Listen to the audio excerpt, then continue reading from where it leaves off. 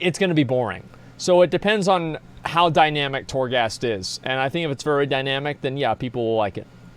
I still do need to be a bit critical, so, I mean, if you can't endlessly grind it out in hopes of getting the ideal legendary rune a bit quicker, yeah, there could be a problem there, but still, I think right now I'm going to take Blizzard at their word there. So, that's the Torghast progression. Now, Blizzard of 8.3's corrupted gear pans out, and I wanted to make sure that... big, flashy new yeah, I thought that was me, but no, it's actually him. Okay. features. What else? Well, itemization is just completely up in the air right now. Blizzard barely talked about it. They are clearly waiting to see how 8.3's corrupted gear pans out. And it's like Darth Vader, dude. The itemization-related aspects of Endgame are subject to change. We don't know what they're going to look like, but Blizzard said there would be, like, some form of gear system. So, you know, it's probably not going to be Titan Forging, it's probably not going to be corrupted gear, but it probably is going to be something. Still, at minimum, I would anticipate that pretty much all players will want to do, like, as much raid content as they want, but, you know, like a weekly Mythic Plus attempt. Now, that seems like what makes sense to me, too. On the RNG, using the Mythic Weekly Box as an example. Now, they said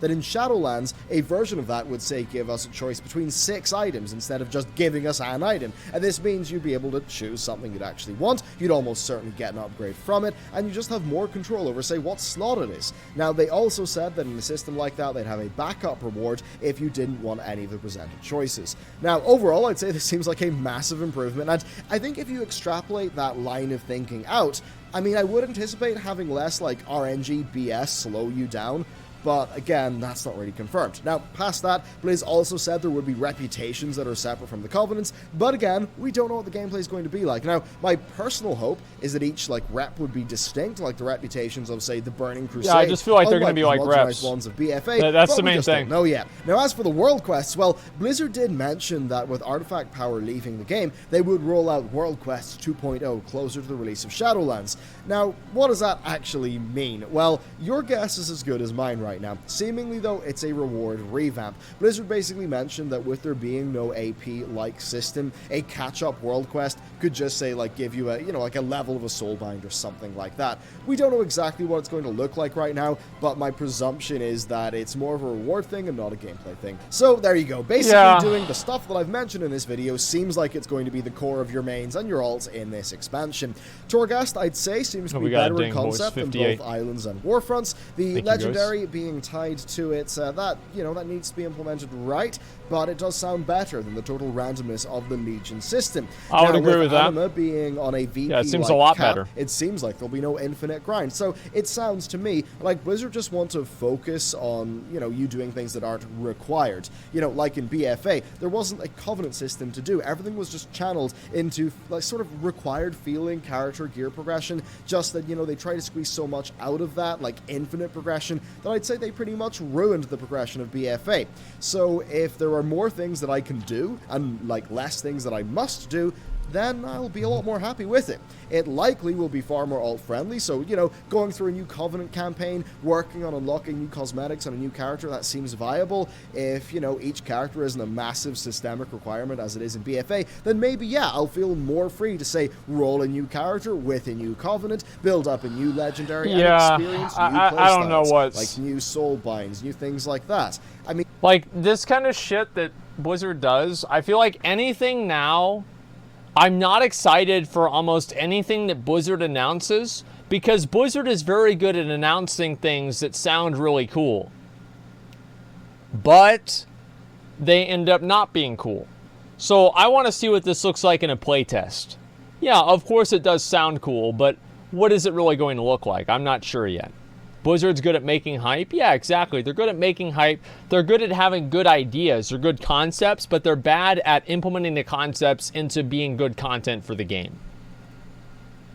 I think that's the difference. Kind of a good point of Legion, like the experimentation there, but it was held back by Legendary Acquisition and Artifact Power. Yeah. If Shadowlands is able to unshackle that, it could actually be really positive for the game. So, on paper, I'm going to say that I'm actually quite excited for the content and the endgame experience that I think Shadowlands is going to have. I don't know about that. Of the design shifts that it seems to indicate. Maybe. I say on paper because the big Sylvanas focus of the reveal kind of blunted the emotional excitement for me. I was was left not feeling much about the plot, but I was left thinking that the world, lore, and systems could be really big upgrades for the game. And this is getting like super speculative here, but when talking about the expansion's future, the devs mentioned how they didn't want to add like new class systems, like say the essences on top of things, and how they just say rather add more horizontal progression, like new soulbinds. Now, I think that if that's actually like what's going to happen, I think it would be good. I think it would give us more options, but it wouldn't add more chores. And if that was to free up more development time to go into, say, new content experiences, like Torghast, like the Mage Tower,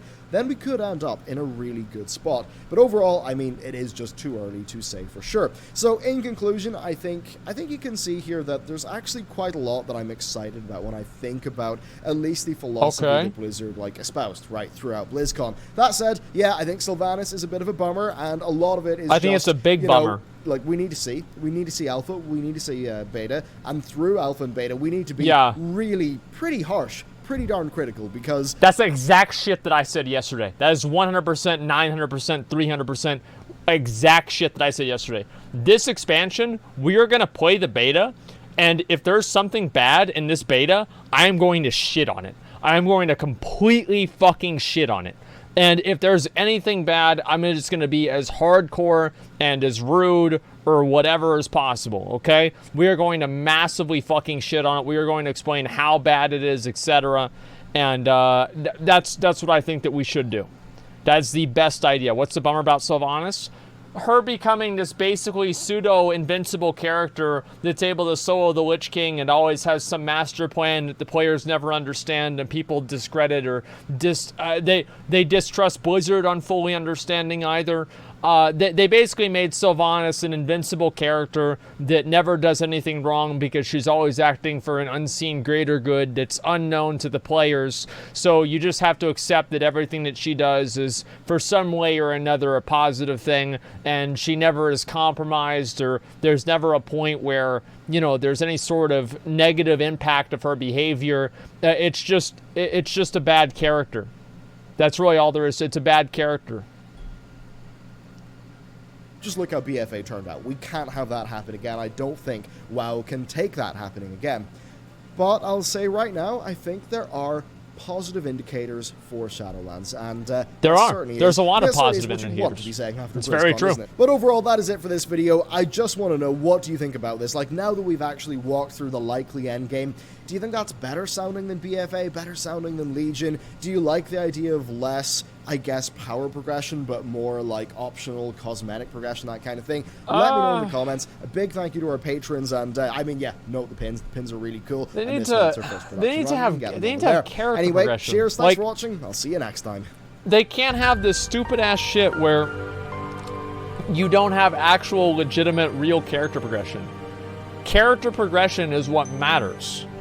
If it's some other type of bullshit, like, oh yeah, wow, well your character is going to be able to do whatever the fuck, right? He looks cool. Like, that matters. But, like, look at Classic WoW. Look how motivated people are to do Classic WoW. Look at the fucking fiending that they do whenever a piece of gear drops that they want. They act crazy. They act like fucking animals about it. Why is that? Because that kind of stuff matters to them.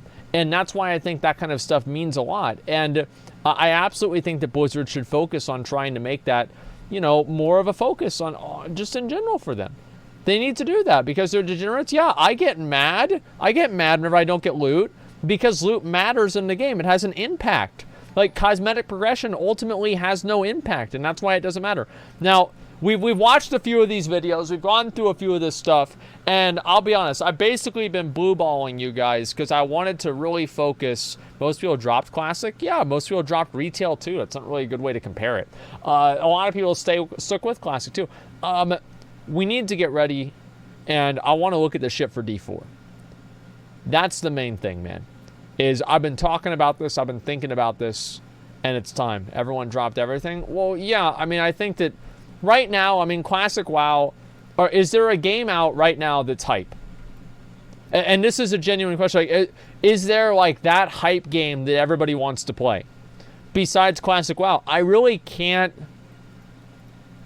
like, not really COD. I mean, COD never had a big audience on Twitch to begin with. I don't feel like there is a hype game.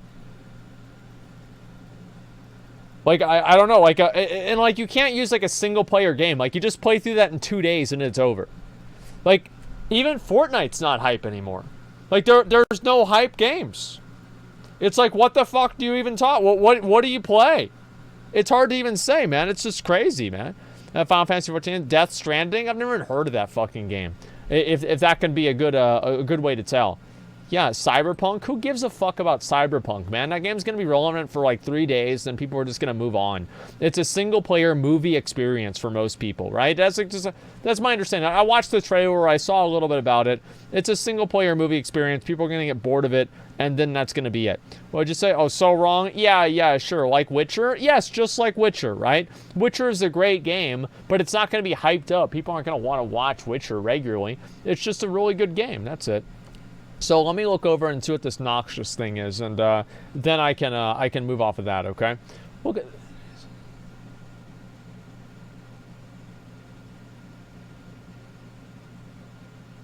Oh, I'm gonna watch this. Actually, yeah, I want to watch this. Courage reveals why he left Twitch. I do actually. I want to watch this. So we're gonna. After that, we'll move into the D4 stuff. Okay. Give me 1 second. Let me just pause this. And all right, I will be right back.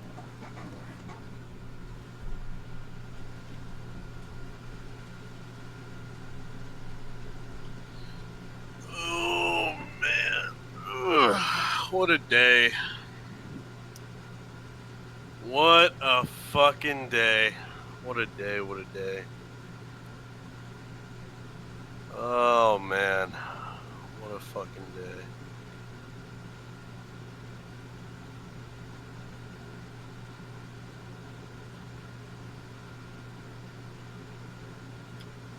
Well...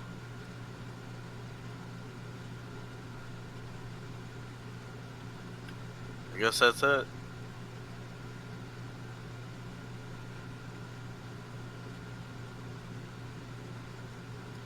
I'll see you later, chat. League of Legends sucks! Bye. Okay, back, sorry that. Okay. Okay. What's true? What's true? No, now what the hell's going what the hell's going on? I'll walk away for 1 second. What'd he say? What the fuck he say? The league sucks? Yeah, of course league sucks. Like, I've never liked it. Other people like it. That's cool. They're wrong, but that's cool. They can be wrong. Yeah, no, League. I've never been a fan of League or any other MOBA. I tried Heroes of the Storm. Couldn't get into it. He said the truth? Yeah, I guess so. Give me a second. Alright. This is why Courage left Twitch. Okay, give me 1 second here. Let me go ahead and queue up what this is.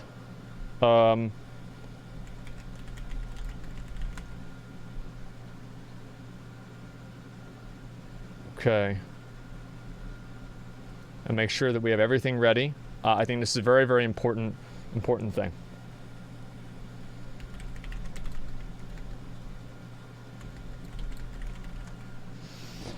Okay.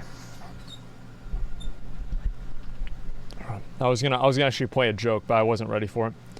I couldn't get it set up. It's a pretty good intro. Ladies and gentlemen, if you're... So before I start, we'll pause 7 seconds into the video. This guy, just yesterday or the day before, Courage announced that he was leaving Twitch to stream exclusively on YouTube. And he's going to explain why. Now, a lot of people are eagerly awaiting the downfall of Twitch and, you know, the growing problem of female streamers on the platform and their treatment and how this is going to eventually erode the platform down to its very core and force a mass exodus onto other platforms because people consider this as a big issue, etc. And yeah. So that's what's happening. Seeing this right now, the big announcement is out. I am so excited to announce that I've joined YouTube Gaming as a full-time streamer and content creator on the platform. Okay. This has been more than a dream come true. months and months in the works, and I honestly could not be more excited. The big announcement came out. That was, our fun little video, our skit that we had planned. This is more just a sit down where I want to talk directly to the courageous, to anyone who's watched my videos, supported my videos, and helped me on this courageous. to continue to push and make the most entertaining You guys content know I that. can. First, I want to say thank you to anyone who helped make this possible. It has been an extremely humbling experience and a life-changing one, to say the least.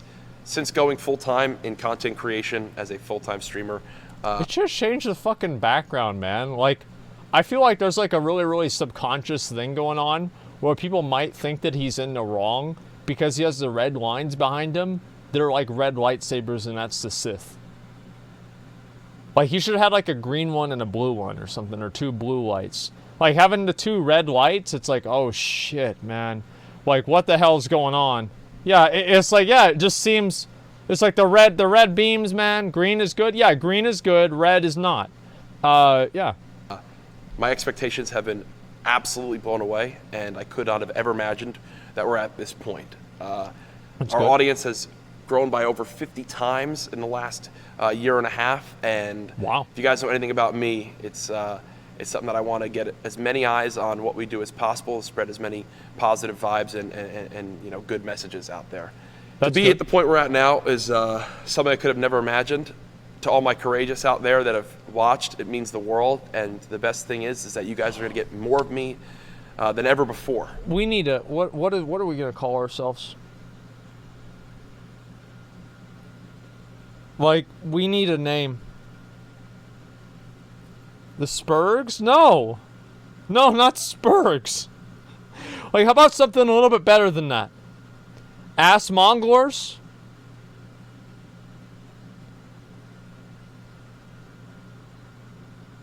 Like, because everybody has, like, I mean, there's, like, everybody has a name for, like, their subscribers. And I don't have one because I think they're dumb. But everybody has one, and I feel like we need to have at least an unofficial one. Because usually the unofficial one that I go with is the fucking dumbasses that watch the stream. But I thought that we could maybe do something a little bit better than that. The Malders? No, we're not going to call them Malders. That's stupid as fuck. Olympians? No. You guys don't have any good names. Like, that, it's the Withered Army? No, it's so, no. We're not going to, who wants to, the Courageous sounds cool, right? That's like Lion or something. You've got other people like the Manbeard. No, it sucks, guys. Hey! What? The Degenerates.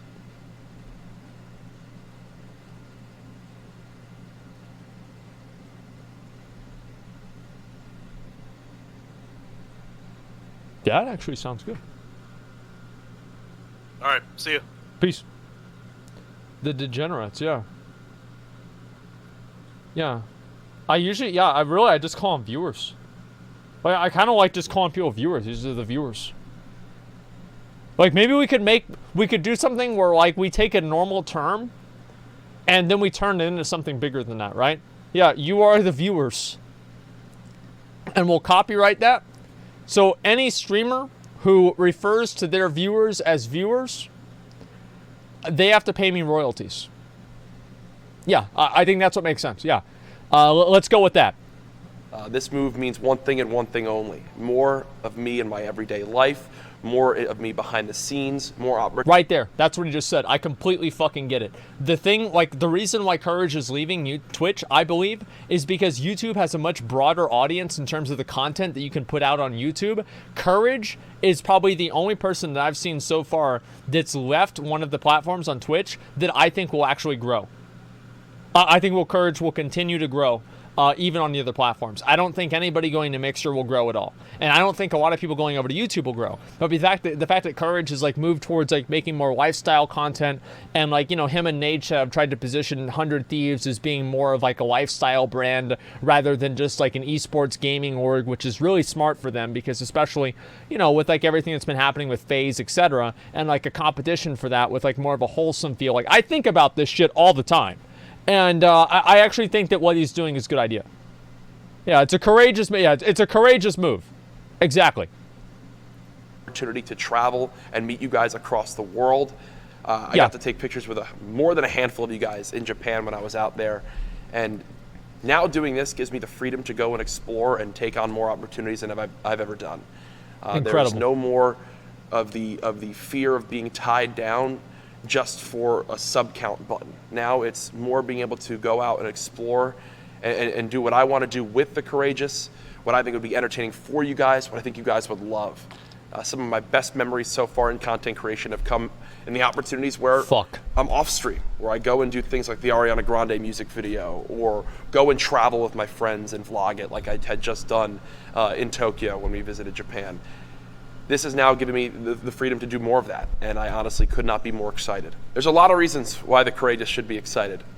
One, everything me now lives in one place, and I am hyped to say that, to say the least. There is no more wondering when a video is going to go live or wondering what my schedule is going to be. Yeah. I'm going to have a fully set schedule for the first time ever. You're going to know exactly when my videos are going up. You're going to know exactly when my streams are scheduled for. It's going to work like clockwork on there, so you guys always have peace of mind where you would expect Uncle Jack to be. Also, as I mentioned, you're going to see... Yeah, imagine... Actually, you know what? Like, you guys can talk shit all you want, but I'm pretty fucking consistent. Like, you can bet your ass that if it's 10 a.m. and it's like Wednesday afternoon or something like that, Asmongold is online. I mean, really. No, like, I announced that I'm going live at about the same time every single day. Within like a half-hour window, I announce that I'm going live or not. No, really, you guys can go look at my shit here, okay? Let me see. Oh, this is from last time we looked at his fucking Twitter. Yeah, let's see here. Look at this. Let's try this again. What time is this? 8:08. Here's another one. Look at this right here. 8:30. 8:31. 8:32. I've been getting early, obviously. 8:31. 8:24. 8:20. Within like a 30-minute window every single fucking day. So I want to just go ahead and pat myself on the back. Always late to work? Yeah, I am consistent. I wake up at 7 in the fucking morning and I stream. Right? I mean, I wake up at like 7:55, I'm pretty sure. And then it's like 7:45, 7:55. And then I lay in bed for like 10 minutes. And I'm like, fuck, what the hell am I going to do today? And it's like, okay, never mind. I'll just fuck around for another stream. It doesn't matter. And I do that, right? And yeah, I usually always take Fridays off. And besides that, I'm on almost every day unless I say otherwise. So yeah, I mean, I now that I think about it, I'm really great. I really am great, guys. Very true. More me than ever before. I'm going to be doing more things behind the scenes, doing more vlogs in our everyday lives, traveling more. Yeah. You're going to be seeing more experimental videos, like you saw even in our little skit where I had a cooking segment, or where I wound up doing the Wired interview that you'll see soon. There's more that I have planned that I can't announce quite yet, but if there's one thing you can do, it's trust the vision I have, and I know you guys will be really excited when it all comes to light. What a lot of people don't know is that before I ever clicked the start streaming button, I actually uploaded my first YouTube video. I wanted to be a YouTuber before anything when it came to content creation. My earliest videos from over, I believe, 8 years ago now are private on my YouTube channel, but probably maybe for the sake of this, maybe my editor can throw in a couple clips of what old bowling ball head Jack used to look like. Guys, it started in my parents' basement. I had a dream of being a YouTube creator, being someone that can, entertain the masses. God, and to now see it go full circle all these years later. It's, it's surreal to me. I don't even believe it. I don't even know how I'm here, but that's great. It gets me so excited for the future because, listen, I love this more than anything. Awesome. If there's one thing you know about me, it's that I like to make people laugh. I like to make people feel good, help them get through the tough times they're getting through, and I look forward to doing that for years to come, and now all on one place, which is YouTube. As you guys know, I've mentioned it many times, this would not be possible without the support of the Courageous, the incredible mod team, everyone behind the scenes who helps work on these videos, who helps make the channel grow and continue to go, who helps motivate me. This is not a one-man show. I can very confidently say that there are... I wish I could say the same. I've got to fucking deal with all... I need to get, like, people to handle my shit because I don't handle it at all.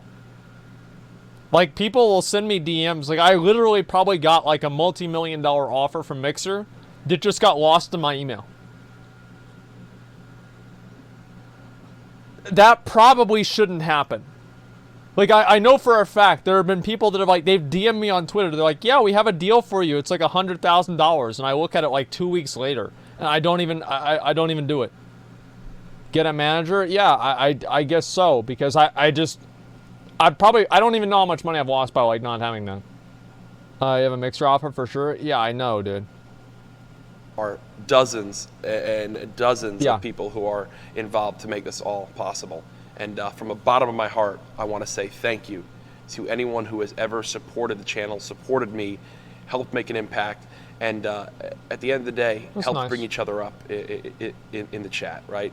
The Courageous, you guys are my ride or die. You guys have helped me go from just a little old Call of Duty streamer to now someone who's made wavelengths and noise throughout the entire gaming entertainment space, and I will never take that for granted.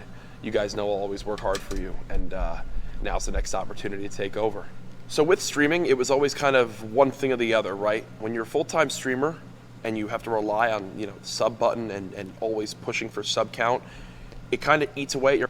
So, guys, I just want to say, if you do have a Twitch Prime, if there's any Twitch Primers out there, click the button up above, and there's one right there already. See, I didn't even have to start it. You already know.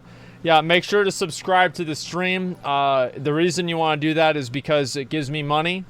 I get money whenever you... There we... Yeah, come on. Come on, let's go, guys. Let's go. It's time for me to sell out. I'll even put the picture up. Where's the picture? There it is. Okay, guys. Yeah, everybody, please go ahead and subscribe to the stream. My emotes are terrible. I never update them. I never say thank you for subs. I don't do anything. And people still subscribe to the channel. At the beginning of Classic, I had 30,000 people that were subscribed to my channel. It's a lot. So, you know, now it's still a lot. Not as many as 30,000. So, you know what? We can make it 30. Oh, shit! I hit the wrong one. Okay, there. Is that fixed? Okay, yeah, it's good. Yeah, subscribe to the stream, okay? Everybody subscribe. X from Y. We are 50,000 subscribers away from hitting a lot of subscribers. So, just real quick, yeah, 50,000. Everybody, post your bank account. What do you mean bank account? What is it for? Yeah, thank you guys for all the subs. Thank you, boys. Okay. Opportunity to do things off Right. stream, because Yeah.